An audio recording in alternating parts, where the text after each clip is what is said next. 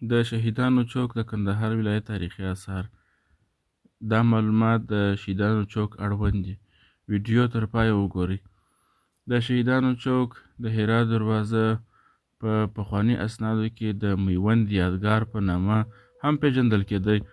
د کندهار ښار په منځ کې یو تاریخي ګنبده هغه وخت چې انګریزانو د اول وار دپاره اپریل 1839 افغانستان تر اشغال لاندې راوستی، نو د ملک په مختلفو ښارونو کې جنګونه ورسره کېدل او دغه جنګونو کرار شدت پیدا کړ او غازیانو د افغانستان په لویو ښارونو کې پر انګریزانو باندې شپه او ورځ یوه کړې وه او دوی د خپل اشغال په ټوله مدت کې د وطن په کونج کې د افغانانو مسلسلو حملو او جنګو څخه په عذاب وو، تر څو په پای کې هغه وخت چې سردار مدد اکبر خان د انګریزانو د سیاسي نماینده ویلیام مکناټن په کابل کې وواژه، نو انګریزانو د افغانستان څخه د وتلو ته غاړه کېښودله.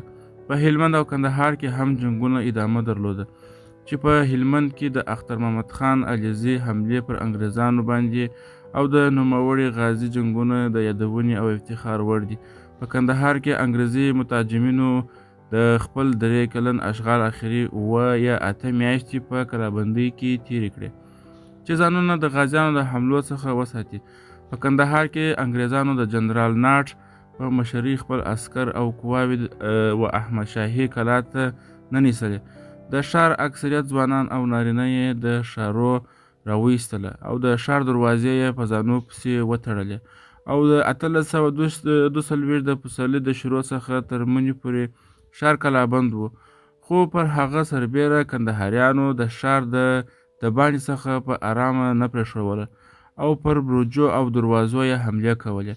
کلابندو انګریزو قواو د هندوستان او کابل څخه تازه دمه د عسکرو د رارسېدلو انتظار ایستی، خو په ضمن کې د کندهاري ازادي خواهانو او غازیانو د حملو په نتیجه کې په 1000 عسکر د لاسه ورکړي وو او یوازې 3000 اوښان یې د کندهار جنګیالیو په لاس ورغلي وو.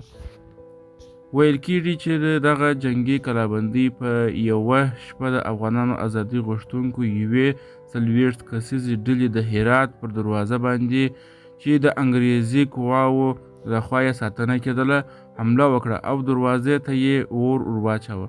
د کلا د برجونو څخه انګریزانو د توپکو او توپونو ګولۍ پر واورولې او د یوه ملا په شمول 140 تنه غازیان افغانان شهیدان کړه او په هغه وخت کې خلکو تر هرات دروازې د باندې په یوه لویه شامۍ کې ښخ کړه.